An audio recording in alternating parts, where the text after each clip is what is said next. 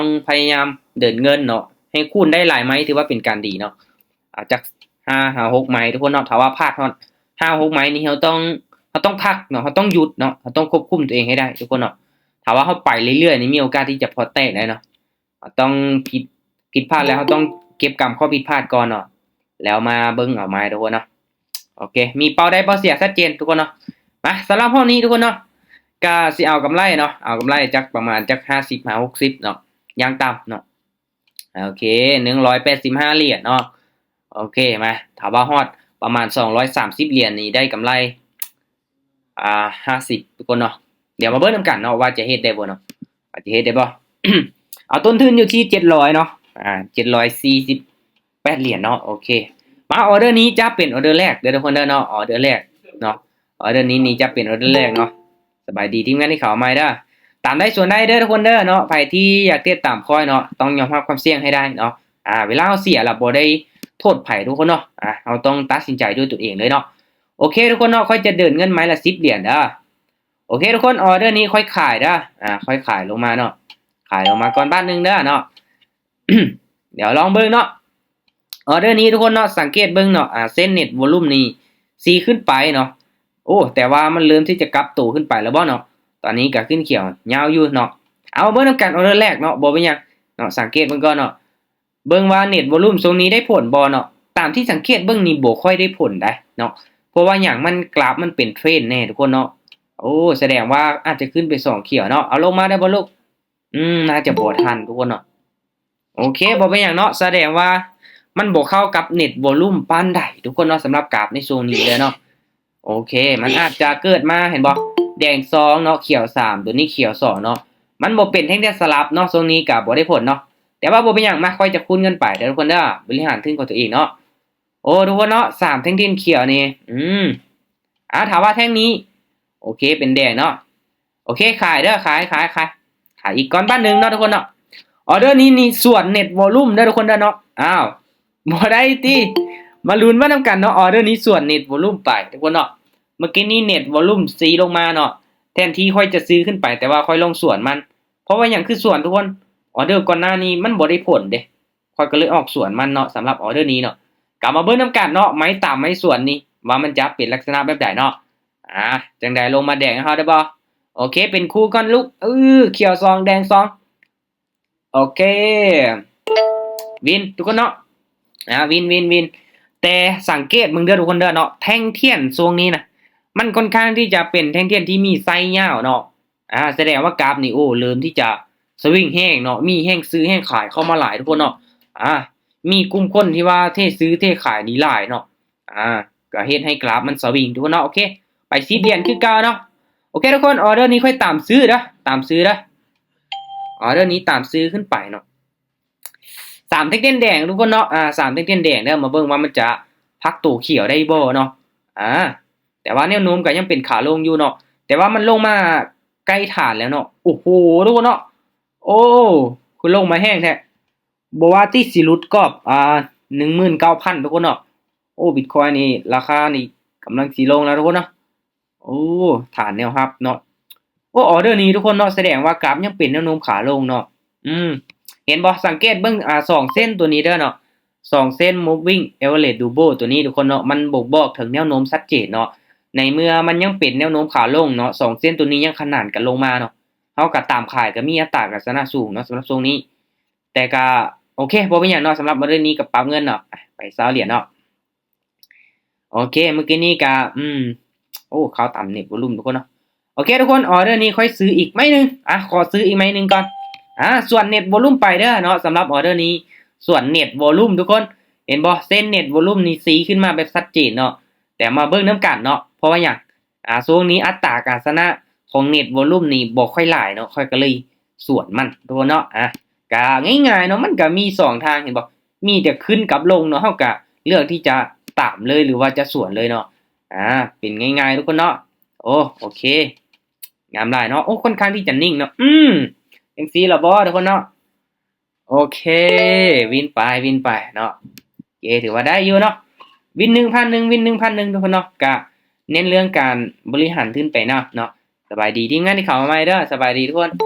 ที ศอยู่ในกราฟของ BTC เด้อเนาะกราฟของ BTC เนาะโอเคปรับเงินไปนะโอเคสบายดีมั้ยสำหรับออเดอร์นี้ทุกคนเนาะเมื่อกี้นี้เฮาส่วนเน็ตวอลลุ่มไปเนาะมันได้ผลเนาะมาออเดอร์นี้ขายเด้อขายลงมาเนาะทุกคนสังเกตเห็นเนาะเน็ตวอลลุ่มนี้ตีลงมาชัดเจนเนาะปกติแล้วค่อยจะซื้อขึ้นไปเนาะ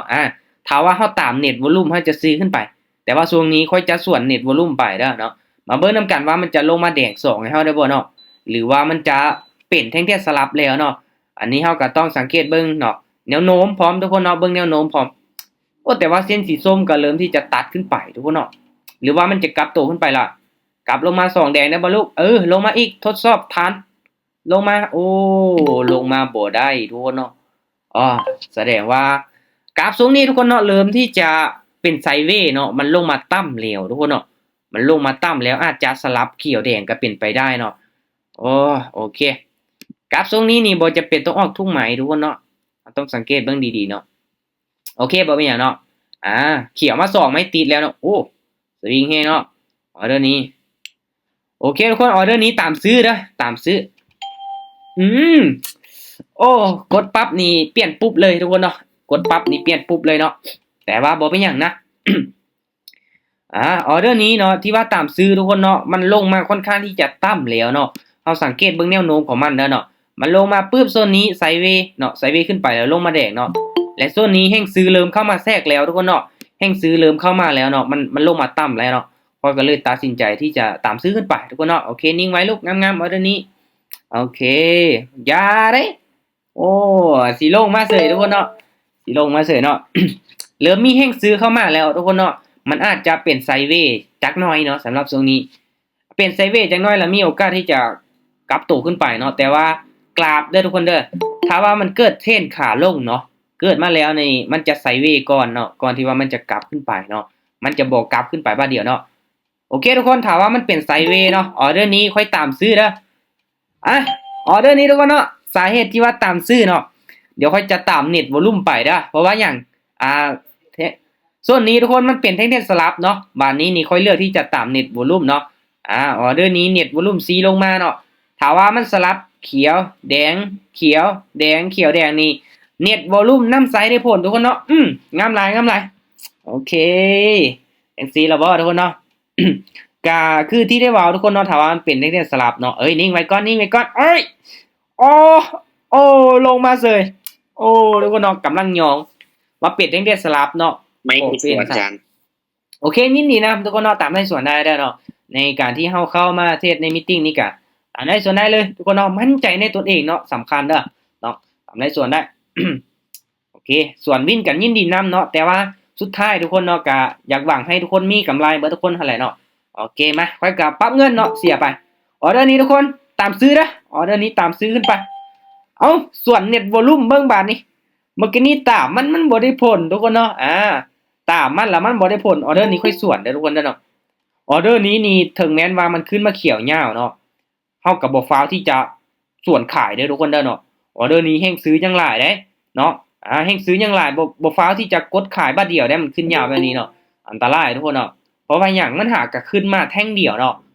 มันหาก็เป็นเส้นเขียวขึ้นมาแท่งเดียวเนาะมีโอกาสขึ้นต่อได้ทุกคนเนาะงามหลายทุกคนโอเคเห็นบ่ทุกคนสังเกตเห็นเส้นเนาะเส้น moving average double ตัวนี้ทุกคนเห็นบ่เส้นสีส้มนี่เริ่มที่จะตัดเนาะตัดเส้นสีฟ้าทุกคนเนาะแต่ว่ายังตัดในลักษณะที่ยังก่อตัวขึ้นบ่ได้ทุกคนเนาะยังเป็นไซด์เวย์อยู่เนาะสำหรับตรงนี้โอเคปรับเงินไปต่อเนาะออเดอร์นี้ถ้าว่ามันเป็นแดงเด้อทุกคนเด้อเนาะโอเคค่อยยังมักซื้อเด้อทุกคนเด้อเนาะออเดอร์นี้ค่อยขอตามซื้ออีกเด้อ ออเดอร์นี้ตามซื้ออีกเนาะถ้าว่าเส้นสีส้มตัวนี้มันตัดกันขึ้นงามเด้อมันมีโอกาสที่จะสลับขึ้นเขียวได้อีกเนาะออเดอร์นี้นี่ก็ตามเน็ตวอลลุ่มทุกคนเนาะมาลุ้นเบิ่งนำกันว่ามันจะสลับขึ้นเขียวได้อีกบ่เนาะสังเกตเบิ่ง เส้นสีส้มตัวนี้ทุกคนเนาะถ้าว่ามันตัดขึ้นไปงามๆนี่จังได๋ก็สลับเขียวให้เฮาได้เนาะสำหรับออเดอร์นี้โอ้แต่ว่ามันก็จงไซไว้ยาวอยู่เนาะเอาจังได๋ขึ้นได้บ่2เขียว2แดงทุกคนเนาะอุ้ยโอ้เสียดายทุกคนเนาะแสดงว่ามันเป็นแท่งๆคู่อยู่ทุกคนเนาะเห็นบ่ลงมาเนาะแดง2ขึ้นไปเขียว2แดง2ออเดอร์นี้เขียวทุกคนเนาะถ้ ถามว่ามันเป็นเขียวเด้อทุกคนเด้อเนาะเดี๋ยวค่อยจะตามที่เรียนครูไปเด้อเนาะตามที่เรียนครูไปเด้อเนาะโอเคออเดอร์นี้ทุกคนถามว่ามันเป็นเขียวเห็นบ่มันเกินมา3คู่แล้วเนาะออเดอร์นี้ซื้อขึ้นไปเด้อซื้อขึ้นไปเนาะ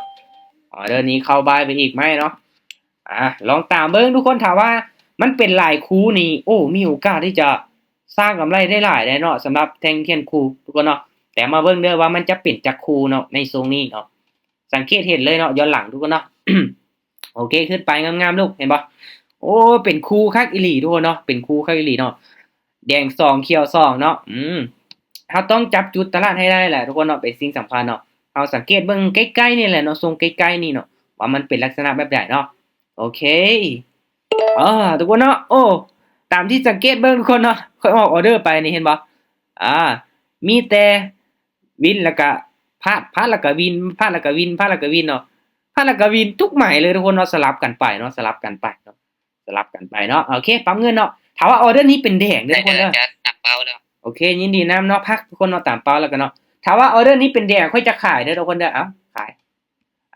เพราะว่าอย่างเนาะยังตามที่เรียนคู่ไปก่อนเด้อเนาะมาเบิ่งว่ามันจะเป็นจักคู่ทุกคนเนาะเห็นบ่แดงมา2เขียว2แดง2เนาะแล้วก็เขียวแล้วก็ออเดอร์นี้เป็นแดงเด้อถามว่ามันลงมาแดงอีกนี่แสดงว่ามันเกิดมานี่1 2 3 4คู่ทุกคนเนาะโอ้คู่ที่5เนาะมาเบิ่งนำกันว่าคู่ที่5จะเกิดให้เฮาได้บ่เนาะเดี๋ยวเบิ่งกำไรค่อยตามเป้าแล้วบ่เนาะโอ้โหทุกคนเฮาก็ได้ไป45เหรียญเนาะยังอีก5เหรียญนี่ตามเป้าเลยเนาะกำไรนี่เห็นบ่โอ้โหงามๆเลยเนาะ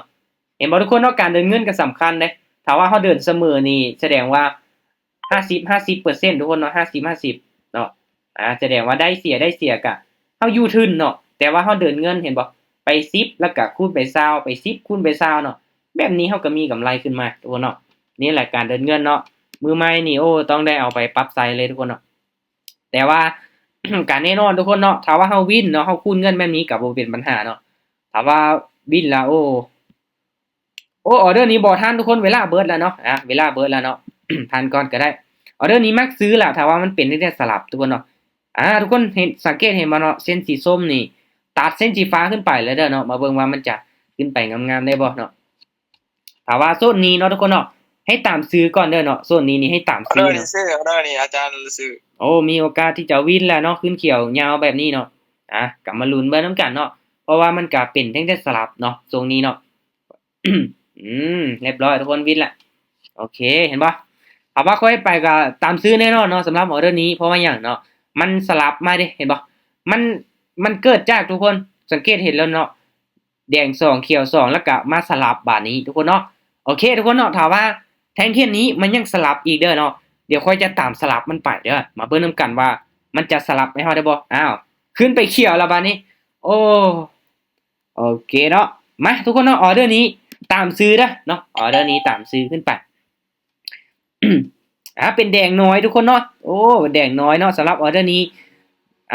เอิ้นว่าสลับอยู่เนาะทุกคนเนาะยังเป็นสลับอยู่เด้เพราะว่ามันเป็นแท่งๆแดงเด้เนาะมันเป็นแท่งๆแดงเห็นบ่เขียวแล้วก็แดงเนาะอาจารย์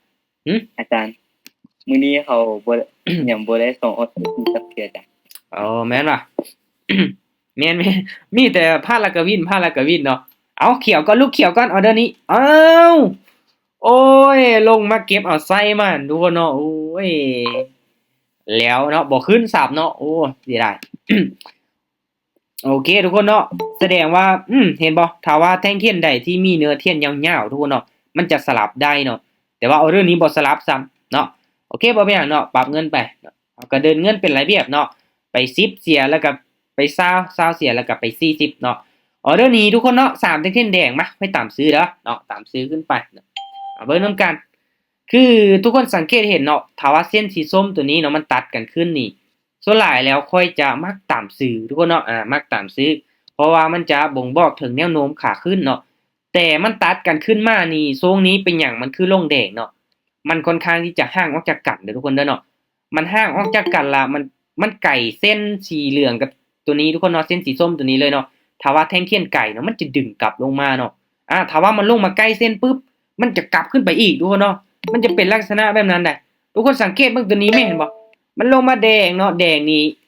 ถ้าว่ามันห่างออกจากเส้นตัวนี้เห็นบ่ทุกคนแท่งเทียนเนี่ยห่างออกมันจะดึงกลับขึ้นไปเขียวเห็นบ่มันจะดึงราคากลับขึ้นไปเนาะ อันนี้ก็โอ้ค่อยสังเกตมาค่อนข้างที่จะหลายแหละเนาะนำสายมาตลอดเนาะทุกคนเนาะสำหรับเส้นตัวนี้เด้อเนาะได้เฮ็ดคลิปลงไปอยู่เนาะไผที่ยังบ่เข้าใจก็สามารถที่จะไปเบิ่งคืนย้อนหลังได้ทุกคนเนาะสำหรับการสังเกตตามแนวโน้มเนาะมันบ่งบอกถึงเทรนด์ชัดเจนเนาะออเดอร์นี้บ่ได้ออกเด้อทุกคนเด้อเนาะบ่งบอกถึงเทรนด์ชัดเจนเลยเนาะเฮาสามารถซูมเบิ่งย้อนหลังได้เนาะทรงที่วิเคราะห์ยากทุกคนเนาะทรงนี้เลยเนาะเห็นบ่ทรงนี้นี่วิเคราะห์ยากได้ทรงนี้เห็นบ่มันติดแล้วก็ตัดกันขึ้นตัดกันลงเนาะเป็นไซด์เวย์ตะพึดตะพื้อแบบนี้นี่วิเคราะห์ยากทุกคนเนาะ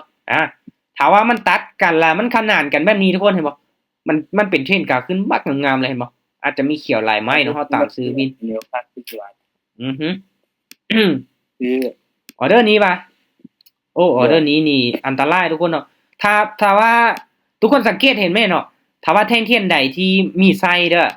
แท่งเทียนใดที่มีไส้เนาะเห็นบ่มันเป็นแท่งเทียนแดงตัวนี้เห็นบ่มันลงมาเก็บเอาไส้มันเมื่อกี้นี้มันก็ปิดแดงเห็นบ่ตัวนี้มีไส้เนาะมันลงมาเก็บเอาเนาะเห็นบ่ตัวนี้ก็ส่วนหลายมันจะเกิดมาเป็นแท่งเทียนในไส้เนาะเป็นส่วนหลายเนาะโอเคเนาะเบิ่งกำไรตามเป้าแล้วบ่เนาะ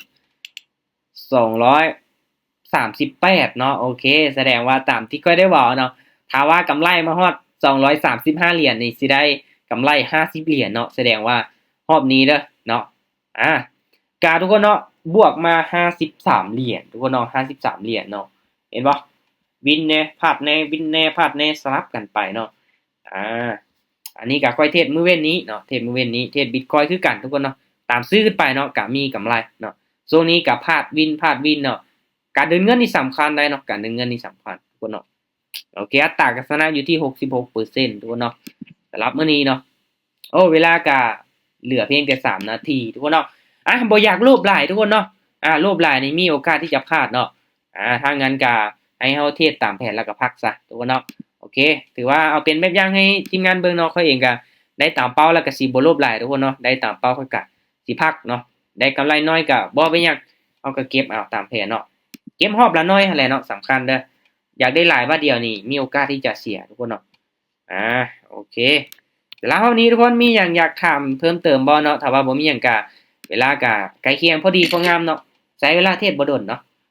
ได้กำไรแล้วก็พักทุกคนเนาะง่ายๆเนาะโอเค ถ้าว่าบ่มีหยังก็เอาไว้เพียงเท่านี้เนาะทุกคนเนาะสำหรับมื้อนี้เนาะงั้นก็เอาเป็นมื้ออื่นทุกคนเนาะ 10:00 น 10:30 นคือเก่า เนาะเข้ามาร่วมกันใหม่เด้อเนาะเอาไว้มื้ออื่นทุกคนเนาะโมงเก่าโมงเดิมขอบใจทุกคนที่เข้าร่วมเนาะก็ศึกษาดีๆเด้อเนาะทุกๆการลงทุนมันก็มีความเสี่ยงเนาะโอเคบ๊ายบายทุกคนบ๊ายบาย